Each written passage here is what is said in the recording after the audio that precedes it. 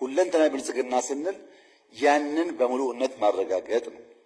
አማዱስ ኢኮኖሚ ለሁሉም ከሁሉም በሁሉም ሲፈጸም ነው። ፖለቲካ አካታችና አሳታፊ ሲሆን ማህበራዊ ትውልዳዊ ልማትን የተንተራሰና ያሰበ ሲሆን አንድ ባንድ እናያቸው። ኢኮኖሚው መዋቅራዊና ሰው ወለድ ጭቆና ይወገድ ነው ያልነው። በእኛ ስርዓት ውስጥ ሲስተሚክ ጭቆና አይኖር። የሲቪክ ባህል መጎልበት አለበት። ክልሎች ኢምፓወር ይደረጉ። የነገዋን ሀገር ዛሬ እንስራ። እውቀት ቴክኖሎጂን ኢምብሬስ እናድርግ። እሳቤው ይሄ ነው። አሁን ተቃርኖዎች አሉ። ለመልማት ማ ከለከለህ? ኦሮሚያ እኮ በእርሻ በጣም ተሻሽሏል። ማን ከለከለህ እንዳታርስ? መሬት የለም፣ ውሃ የለም። አዲስ አበባ ኮሪደር እኮ ሪቨር ሳይድ ተአምር ነው። ማን ከለከለ? ሪቨር የለም አንተ ጋር። you have to ask yourself ማን ከለከለ? ኢምፓወርድ ነህ። ክልል ላይ እንደፈለክ እንድትሰራ ኢምፓወርድ ነው። በቀና መንገድ ተወዳድረን ያለን ለማውጣት ነው የምንሰራው። ግን ፖሊሲው፣ አሰራሩ፣ ስልጠናው አንድ ነው። ልምዱ አንድ ነው። ለምሳሌ ከተማ ላይ ሰምታችሁ ሊሆን ይችላል። የከተማ ሀሳቤ ሲነሳ በኢትዮጵያ ያሉ ከተሞች ከንቲቦች እኔ ቢሮ መጥተው ከተማ እንዴት እንደሚሰራ እንዴት እንደሚመራ ገለጻ አቅርቤላቸው አሳይመንት ሰጥቻቸው ሄደው ከሆነ ጊዜ በኋላ አዲስ አበባ ደግሞ ስራ ሲጀምር ኮሪደር መጥተው ስንጀምር ጎብኝተው ከዛ ደግሞ የመጀመሪያው ኮሪደር ሲያልቅ ተጠርተው መጥተው እንዴት እንደተሰራ አይተው ነው ሄዱት። ማን ተማረ አላቅም። የምንጠብቀው ነገር ሁለንተናዊ ብልጽግና የምናስብ ከሆነ ለሁሉም ያስፈልጋል፣ ግን ከሁሉም ያስፈልጋል። መፍጠር ለሁላችንም የተፈቀደ ስለሆነ አትልማ የሚል ነገር ካለ ያን ጥያቄ ይነሳል። አቁም እኛ ሳንሰራ እንዳሰራ የሚል ነገር ካለ ችግር ነው። ኢኳል ኦፖርቹኒቲ ባለበት ቦታ ላይ ግን ፈጥረህ ከባቢ መቀየር የሁላችን ስራ መሆን አለበት እንጂ አንዱ አንዱን ጠብቆ አይሆንም። መነሻ ሐሳብ፣ መሻገሪያ ድልድይ፣ መዳረሻ ብልጽግና ካልን በኋላ ተሻጋሪው ማን ነው? ማን ነው የሚሻገረው? የሚሻገረው ትውልድ ነው። አንተ አይደለህም። ብልጽግናን የሚያጣጥመው ትውልድ ነው።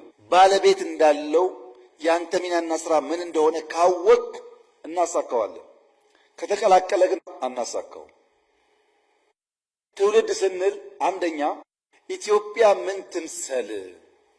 ቢኮዝ የኢትዮጵያ መልክና ምሳሌ አከራካሪ አጨቃጫቂ ስለሆነ ብዙ ሐሳቦች የኢትዮጵያን ምስል በራሳቸው መንገድ ስለሚቀርጹ እና ግራ ስለሚያጋቡ ትውልዱ ኢትዮጵያ ምን አይነት መልክና ቅርጽ ይኑራት የሚለውን ጥያቄ ያነሳል። ሁለተኛ መንግስትስ ምን ይምሰል? የመንግስት አስተዳደር ስርዓት ምን ቢሆን ነው ህዝቦች በሰላም በጋራ በትብብር መኖር መበልጸግ የሚችሉት? ሶስተኛ ትውልዱ ራሱ ምን ይምሰል? ልንገነባ የምንፈልገው ትውልድ ምን አይነት ነው? እየፈጠርን ያለነው ትውልድ ግለሰባዊ፣ ማህበረሰባዊ፣ ሀገራዊ፣ አህጉራዊ፣ ሉላዊ የዋህነቱ ምን ይመስላል? እነዚህን ጥያቄዎች መመለስ ግድ ይላል።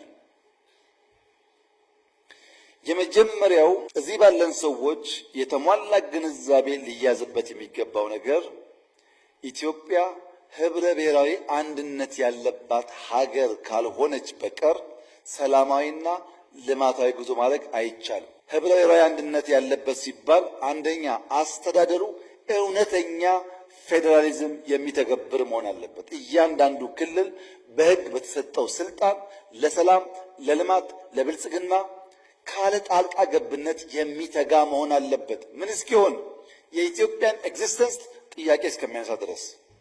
ሁለተኛ ቋንቋ ብዝሃ ልሳን የሚያስተናግድ መሆን አለበት። መልታይ ቋንቋ ተናጋሪዎች ባሉበት ሀገር ውስጥ እነዛን ኤምብሬስ ማድረግ ካልቻል በጋራ መቀጠል ያስቸግራል።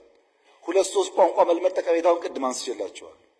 ሶስተኛ ማንነቶች ብዝሃ ማንነት የሚያቅፍ መሆን አለበት። ስለዚህ ህብረ ብሔራዊነት ስንል አስተዳደሩ፣ ቋንቋው፣ ማንነቱ ኢንክሉሲቭ መሆን አለበት ነው። የወንድማማችነት እሴት ሲባልስ ሌላውን እንደራሱ የሚመለከት ብሔርና ሀገራዊ ብሔርተኝነትን ማስታረቅ የሚችል እኔ ኦሮሞ ነኝ፣ ምንም ችግር የለው። ኦሮሞነቴ ኢትዮጵያዊ መሆኔን የሚያሰቃየኝ መሆን የለበትም። እኔ ሰው ነኝ፣ እኔ አብይ ነኝ፣ እኔ ወንድ ነኝ። እነዚህ ማንነቶችን አስታርቄ መጓዝ የሚችል መሆን መቻል ይኖርብኛል። አንደኛው ገዝፎ ሌላውን በማኮስመን አብሮ መኖርን የሚያጠፋ እንዳይሆን መጠበቅ ያስፈልጋል።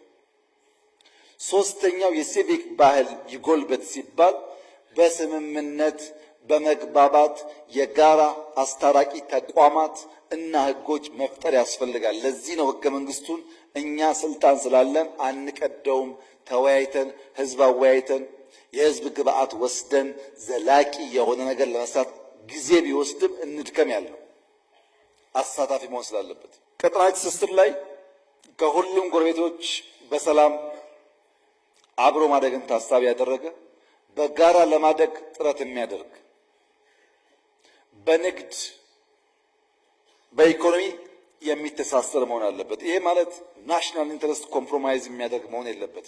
ሶስት የግንባታ መሪዎች አሉት ትውልዱ። መደመር አፍርሶ የመጀመር የፖለቲካ ባህል ለኢትዮጵያ አይጠቅምም፣ መቆም አለበት ብሎ ያምናል። ስለዚህም ማስተካከል፣ ያለፉ ስህተቶች የሚያርም የሚያርቅ፣ ማስፋት፣ የቀደሙ ድሎች ጠብቆ የሚያሰፋ፣ ማበርከት፣ ለዛሬና መጪው ትውልድ ጥቅምና ፍላጎት የሚሰራ ሐሳብና ተቋም፣ ሀብት፣ ወረት ማንበር ማቆየት ያስፈልጋል። በምን ስትራቴጂ ነው የምንገነባው ያላችሁ እንደሆነ አንደኛው በጎ ፈቃድ፣ ማገልገል፣ መስጠት፣ መሰጠትን ልምምዱ ባህሉ ያደረገ መሆን አለበት።